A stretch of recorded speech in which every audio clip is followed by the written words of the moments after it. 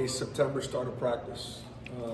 I'm old enough, and some of you are too, to remember the hard October 15th start of practice. I can't even imagine what that would be like nowadays. So in other words, we would be able to have, some strength and conditioning work, and guys would play pickup and things like that. You couldn't work the players out until October 15th. We just would not be able to work them out in the summertime. And I can't believe all the work that we've done this summer and this fall with the new 4-hour rule and the summer rules. And they're really, really good rules. I'm responsible for these guys, their careers, their academics, their progress towards a degree, all these things, and yet legislation used to be in the summer and early up until October 15th, you couldn't really put your hands on. So it's been great. So as a result, we are, as is every other team, because it's not a competitive advantage, so much further down the road. I'm not having to have double sessions, practice 6 days a week, and get ready for our first, game. So anyways, it's good from that standpoint. I think we've had a good fall. But I think the team, somebody asked me how good we are, how good are we going to be? And it was interesting because I felt like last season,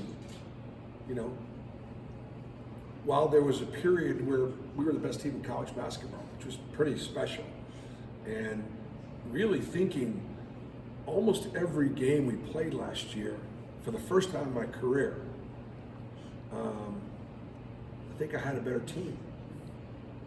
It's never happened before. And they played like it for the most part. And then you back up a little bit, it happens so often. I used to say this with Chris Lofton in Tennessee. All things are equal, but we got number 5 and you don't. We had Lofton and you don't. And there were times that all things are equal, but we had Jabari and you didn't. Now we had Walker and we had Wendell as a terrific point guard and KD, different dimensions. So now we are Jabari-less. And so the question is, has the returning players improved enough from whether it would be year 1 or year 2 or 3, depending on where they are, for us to be able to compete for the SEC championship again. Will John I and Yohan be able to fill in and be able to, because they're going to get a lot of the minutes that Walker and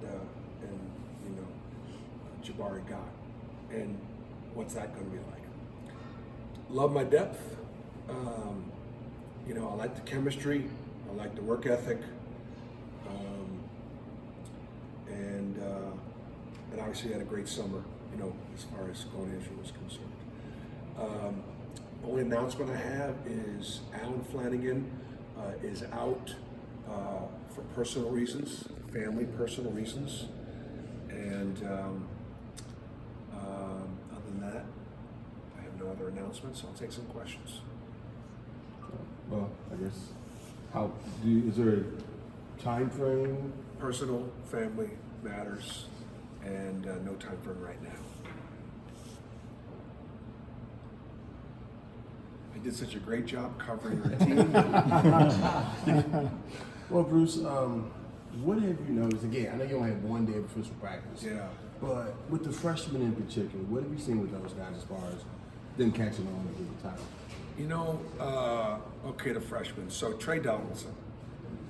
Trey Donaldson may have been the best athlete in a really good high school in Tallahassee the minute he walked in the door as a freshman. Like, he was a freshman quarterback. He was a freshman strong safety. He was the point guard. And, you guys know where he was ranked in football. He was one of the top strong safeties in the country. And he wanted to go play basketball. And so he's a great kid. But I'm talking about for the first time in his kind of adult competitive playing life, he's now in a situation where he's not the best player on the team. And he's competing with some veterans like Wendell Green and Katie Johnson and Zep Jasper, and he's handling it. He's really good. And I want him to keep pushing, and I want him to push for now. At the same time, he's facing a situation where, what if he doesn't start for the first time in his life, or, where is his role going to be? So it's unbelievable to watch. He's such an incredible competitor. Take my word for it, he's going to be really good. I don't know how quickly that's going to take place because he's a freshman. Chance Westry is really talented. He's got stuff you can't teach. He's got a really good feel. He's good with the ball. He's good without the ball. He's active defensively. He's played, having played in that prep school stuff. He's been challenged. He's been tested, high end AAU ball. So he put on about 10 pounds this summer. He needs to put on about 10 more before the season starts, right? Because he's pretty wiry. So but he's really good. So really pleased with him. And then, Yohan, he'll play in the NBA. And don't know when, but he's got great upside. He's one of the best athletes I've coached at his size.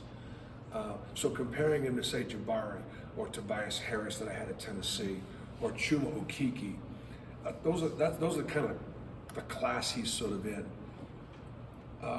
Because he's fairly young at the game, he's not as skilled as those guys, not as polished as those guys, but he's a little bigger and he's a little better athlete, believe it or not, than all of them. So he's got really, really good upside. He can really shoot the basketball, knows how to score. Got to learn how to defend, got to learn how to, the physicality of the game, but he's talented.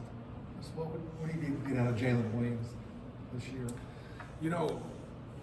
Jalen can play whatever role he wants to play, but just like every year, the last couple of years, he's had some pretty good guys at his position. So he comes in as a freshman, and he's got veterans like Anthony McLemore and D'Angelo Purifoy, and when we get an injury to Isaac late in the year, all of a sudden Jalen comes off the bench and boom, you see it. And then his sophomore year, it's a COVID year, and he has a really good year. I mean, he was one of our better players and had a really terrific sophomore year. Big numbers, probably as much improvement from freshman to sophomore year. And then last year, Jabari Smith comes in. And most guys would have turned and ran, transferred, because, but he competed with Jabari. And, it wasn't until sometime in, early October that Jabari actually beat him out for the position. So he played backup role. He's competing right now with Yohan, for who's going to start, who's going to finish, and how much they're going to play.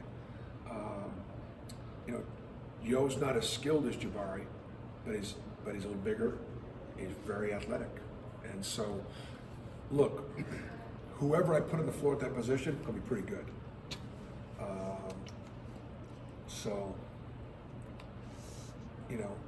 Jalen's got an opportunity to make that decision for himself.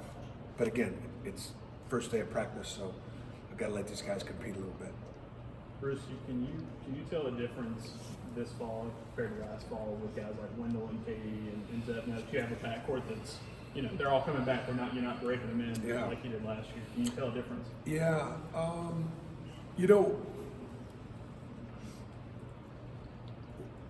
Wendell had a great year. Wendell had one of the more underrated years in college basketball last year. If you look at his numbers and you look at his assist-turnover ratio, now he had some guys out there that could make some shots, but we also had some guys out there that missed some important shots. But Wendell had some pretty big numbers. I'm not exactly sure, Marlene, exactly what record Wendell broke, but I mean, didn't he have one of the best assist-turnover ratios in the country? Pretty good. He was pretty good. So he comes back. Last year he had to prove it. This year he's already proven it. So now the question is, is he going to take that leadership role? Is he going to really lead our team? And his attitude, his work ethic, he's in here all the time. you could see a different level of confidence in Wendell. You know, I think you know KD. KD. He made so much progress last year, on and off the court, academically. Physically, you look at him right now. He's lost some weight. He's faster. He's quicker. His practice habits have continue to improve. So he's positioning himself to have a big year. I think Zepp's the same. I think Zepp is Zepp, man. He's gonna bring it every day. He's gonna, I think the only thing you'll see differently with Zepp is I think you'll see Zepp being more aggressive shooting the basketball. I think Zepp's gonna be a little bit more aggressive. He shoots a beautiful ball. He shoots a straight ball. And we've gotten him to expand his range a little bit. And I just see Zepp being a little bit more aggressive offensively. Bruce, last week we saw you at the culture and you mentioned the arena kind of being, basically renovations kind of being pushed back to focus on NIL. Just can you just tell me a little bit more about where you're trying to do with NIL and where all that's going? So I'll give you a great example. So we need a new practice facility. We really do. Okay. Take today for example. We're in here. Why are we in here? Because volleyball's got the court this week, pretty much, because they've got at least 1 or 2 games. And by the way, we need to show up on Wednesday night for the women's volleyball team. I'll be out there tweeting tomorrow. They play Wednesday night, right? Isn't that the SEC opener? It's the SEC Home opener. SEC home opener. That's close. So we're going to be there. We'll be there, loud and proud. So as a result, Coach John and I, we got to split the gym. So, today I can't get on the floor till like 4:30. The practice time is like basically 2 to 6. Morning 8 to 2 is academics. 2 to 6 is athletic practice time, and then typically at 6 o'clock at night, those are the student athletes. That's their time to study and study table and different time dinner. So today I go at 4:30. Tomorrow I don't get on the floor till 5. I actually wanted to go recruiting tomorrow night, but I can't go recruiting tomorrow night because I can't practice till 5. Normally, if I could have gone in and had a practice, maybe leave a little early, I could get to Atlanta, see a practice. I can't do it. I'm not complaining. That's just the reality of it. We have 3 teams are in here on a regular basis and only 2 courts, and then gymnastics comes in. And then everybody else comes in to use the facility. We need a new court. We need another court. But if we don't get the NIL thing right, doesn't matter how many practice courts I have. So it's my way of saying let's take care of lots of other things. We got baseball's got to get some stuff done, as you guys know by rule, I'm allowed to encourage people to support NIL and support our student athletes, and that's all I can really say. So that's my way of sort of saying that's what we need to do. One last question for Coach. Bruce, Alan Flanagan had his struggles last year coming off the injury. He did flash a little on defense, but a full year removed from it now, how's he kind of looked, and what's the outlook of the small forward position? He's physically much better. He's physically almost back to 100%, and I think that's when you're going to have to evaluate him. When your strength is your size, your athleticism, the physicalness of his game, and then when you take some of that away, he can't be the same player until he gets that all back. And I think he's much close to, or actually right where he was before his injury. So, all right.